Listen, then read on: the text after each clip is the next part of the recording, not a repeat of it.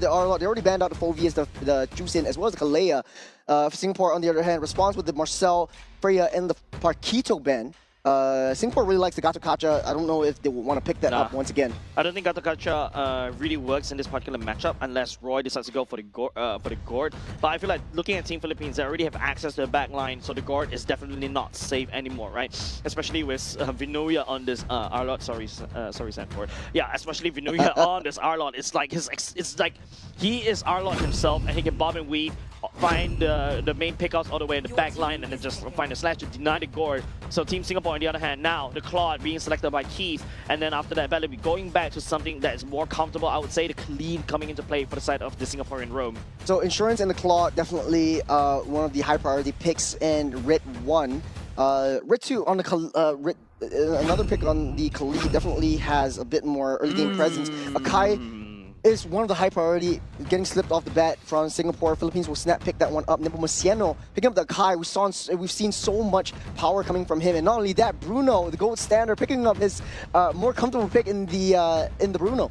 Yep, I think also it's really smart for the side of Team Philippines, right? Like, Akai is so susceptible to juicing, that's why they really just want to remove that from the picture entirely. I was expecting Akai to be a R2 pick, but that also means that, you know, giving away a very strong roamer in the form of the Khalid as well. By the way, if you want to talk about the Singaporean meta, MPL Singapore, Khalid is like one of the highest picks in terms of the roam. One of the main roams that is literally being sought after for now. Here comes Roy on the Yves.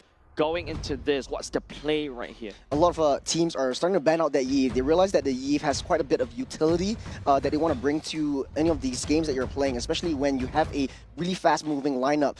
Quite a bit of a small counter is the Rapid Boots. A lot of marksmen are buying the Rapid Boots as a soft counter because it mitigates that slow effect coming in from the Crystal as well. What I like to see about in Singapore is that they like to play that zone control that we all know and love, but in the case of Team Philippines, they are playing that sort of I want to trap you in that jungle, I'm going to bait you out, I'm going to be protecting Bruno as far as I can to be able to gun you down one after another. I like how Team Singapore, I think they're also very susceptible because right now, once you show the Yves, you know, everybody will play in that box. The Matilda bringing somebody over to the side of the flank, and then after that come in for that Yves is definitely something that I think Eugene doesn't want to deal with at all. Sorry, I had to blink right there. Of course, Matilda ban, very wise coming out from Team Singapore, but now Team Philippines bans away the bucks here. I bet you the last ban would be targeted at your Junxiang.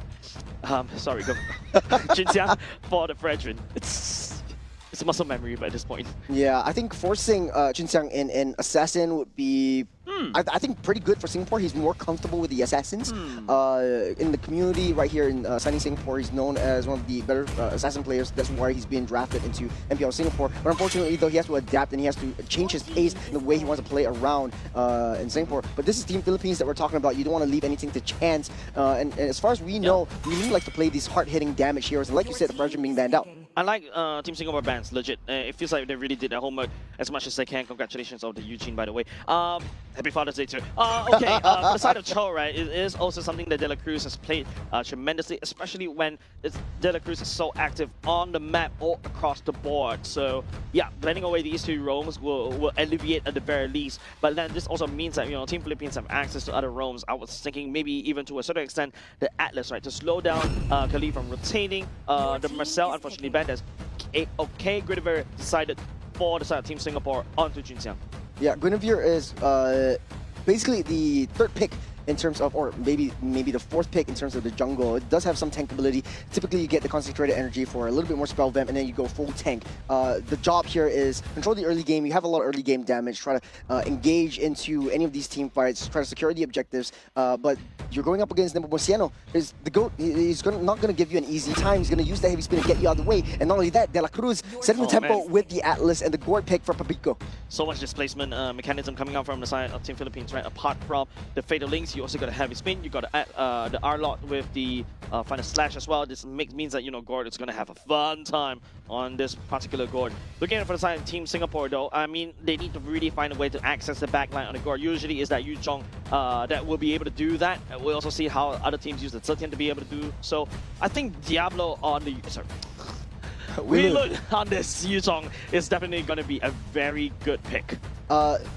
Team Philippines are drafting very, very heavy team fight composition. Arlot could necessarily be sent out to the side lanes to be able to push in the waves and alleviate some pressure. But Weelun really likes the pocket picks coming in. That's the Yuchong staying into the meta. I think it's easy access into the gourd. So once that Mystic Gush comes out, best be sure the Black Dragon is going to land on top of him. Now, actually, this is also a very scary drop coming on both sides, right? Both of these two drops does have the necessary function. They are able to find and peel for the Eve to keep them in that box, and then after that, just rinse and repeat, right? Whereas Team Philippines, this is also a very active kind of roster. You got the Arlot that could just dive all the way deep. You also got the Akai that could heavy spin to prioritize in terms of these neutral objective advantages.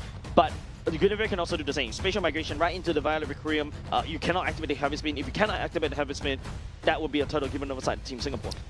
It's going to be a huge test for Singapore, and for Philippines, it is a last game to say goodbye in Sanara and their time in Singapore over the AGQ as we jump into this first game between Philippines and Singapore. I like what Philippines has drafted for himself. A lot of heavy CCs. You got the Final Slash, you got the Fatal Links, you've got the bouncing bombs, you got the Mystic Bombs, and you got the heavy spin to be able to disrupt, reposition, change the tides of battle. And for Singapore, they have to be a little bit scared. They're facing De La Cruz, who is such an absolutely great tempo setter. Yeah, with that said, ladies and gents, game number 1 between Team Philippines and Team Singapore. Bellamy leading the charge though, doing decent amount of damage against Pabico. A great aggression coming in from Bellamy so far, giving that reconnaissance duty. And this is not what you want to see when you're Philippines, especially for Pabico, getting forced all the way back. At the very least, he's able to clear up the first wave to get as much gold as they can before that recall actually happens. Actually, I was expecting, you know, after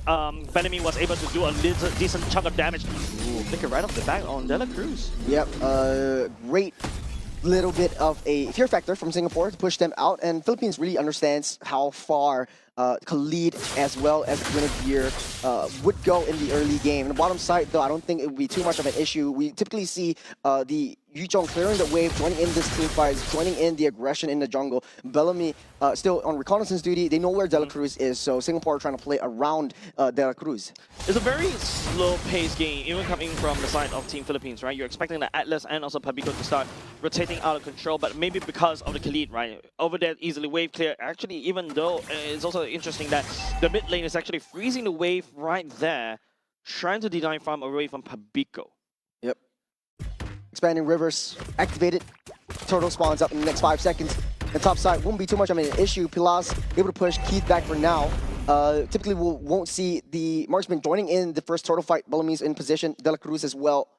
The jungle doesn't want to show themselves. Nepomuceno right there, trying to push Bellamy back, taking a lot of damage, dealing a lot of damage. The utility comes in from Roy. The problem is that if you notice, because of the Romans not really roaming, the Romans are a little bit awkward in terms of the levels. Fnatic into level 3 doesn't really have access to the Rage Sandstorm and also the Fatal Links as well. Nepomuceno actually working on the turtle right now.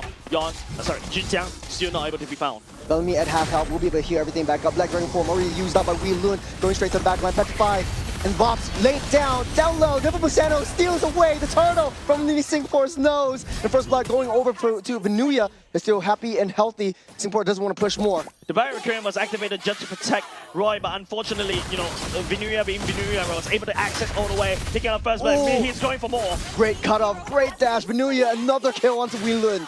Yeah, Venuya on this Arlot is just way too insane. I bet you, going into the MSC, you see Arlot permaban because of this dude. And as we take a look at this is the replay right here. Take a look at where Xinjiang is going. He's actually activating the Violet Requiem a little bit awkwardly, giving the turtle over the side of Nepomuceno. Bellamy just really pushed so far off position. He was the first one to be taken down as well. But I want to understand, Singapore really set things up in motion first. There's a jump onto for Xinjiang. Sees immunity onto De La Cruz. One hit. Royman will pick up that kill. Nepomuceno not really happy about this, but he won't push too further. At least Singapore has a kill on board. That's a roam for now, but at the very least, you know, it's Royman who pick up that kill. Building towards the glowing one, but Nepomuceno is on the wrong side of the map. He's trapped. He don't want to push it too far. There's a heavy spin already utilized. Getting pushed back. That's the box already laid down as well. Xinjiang trying to go for that chase. Nepomuceno, you can't chase him. He's too slippery. The question is he trapped or are you trapped with Nepomuceno?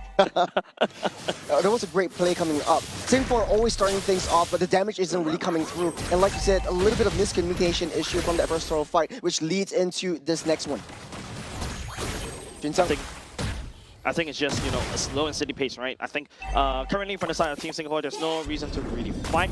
Interesting pathing coming from Keith to basically start farming in the mid lane. That's what I did to you just now during our ranked games. And then Keith is going to go all the way back to farm. He's looking to scale towards the later parts of the game, but Pillars on this Bruno should be able to scale even faster as compared to Keith. Oh, there's a stun for Jinxiang. No spatial migration for just a little bit. Singapore not in the best position. Baloney giving that side, but he's in a little bit of an awkward spot. De La Cruz susses him out. That's a freeze. That's the little bit of a stuck up. No flicker. Ooh. That's the Raging Sandstorm, but the final splash with the final hit. And Venuya showing us two spots. Black Dragon Form already laid down. Venuya down low. There's a turtle. Taken away by Jinxiang. The Black Dragon Form will zone everyone out, but Pilas is in the midst. Is tailing the damage, and Philippines pushes back. Onto Babico as well, the Blazing Duet, the damage will be able to be found, and also at the same time, Singapore will be able to take away the turtle, but it is still members on the side of Team Singapore taking casualties. Underneath the turret with Venuya, another kill. De La Cruz coming off from the backside, Venuya still happy and healthy. McKeith will be down low, Nepomuceno coming in from the flank, that's the stun, that's the ball, that's the gush, and the laser seal the deal as Philippines dominating the early game.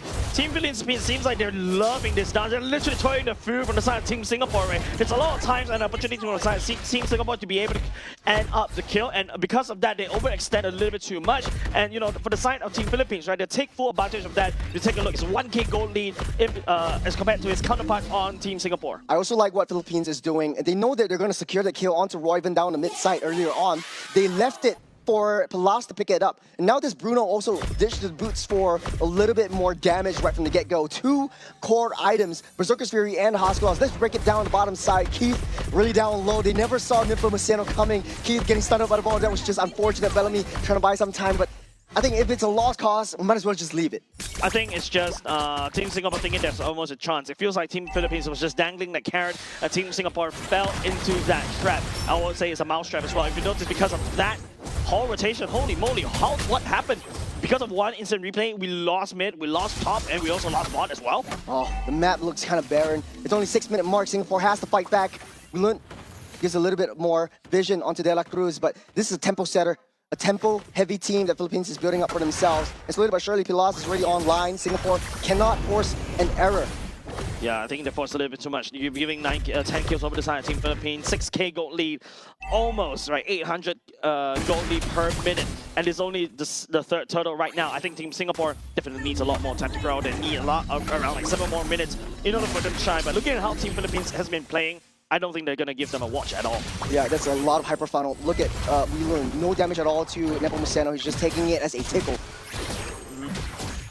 It's just an uphill battle for Team Singapore, right, Keith? Oh, Keith all alone. He used the PMI out, but he gets chased down. Purify also used up on all the way on the other side of the map. Wilun also making the mistakes. That's a little bit too close. I think the Observer almost could have followed Venuya because this man is just zapping around, using the flicker and dash almost very quickly. Immediately, Keith got assassinated right there. Philippines trying to make quick work. There's a concealed play, bursting the bubble as well. Singapore left in Barons. It's not even a Lord yet, and they're losing all their T2s. Jinxiang, no! Getting trapped underneath the jungle. Philippines capitalizing on all of Singapore's mistakes. It's 9K gold lead. Quick, Churros, ask me why Jinxiang is there. Why is Jinxiang there? I don't know! I think he's at the very least trying to take the turret down the bottom side. That's the Mystic Gush once again. Keith finds himself in the bad position. De La Cruz setting things up. He's got the fatal link. 2 members fold in. Oh man, this is so painful to watch, especially for the side of Team Singapore. As Team Philippines was his record time, 8 minutes mark, and we already finished up the core. The minions are marching out though. Team Singapore desperately trying to hold to defend, but it's just Team Philippines making a speed run right here. They're hungry for dinner. Minions coming in, Jinxiang falls, and Philippines will take game number 1. This is disappointing if you are a Singaporean. Fastest game that we had, biggest lead so far, ended up at 13,000 gold. Is this the fastest game we've ever seen in MLBB history?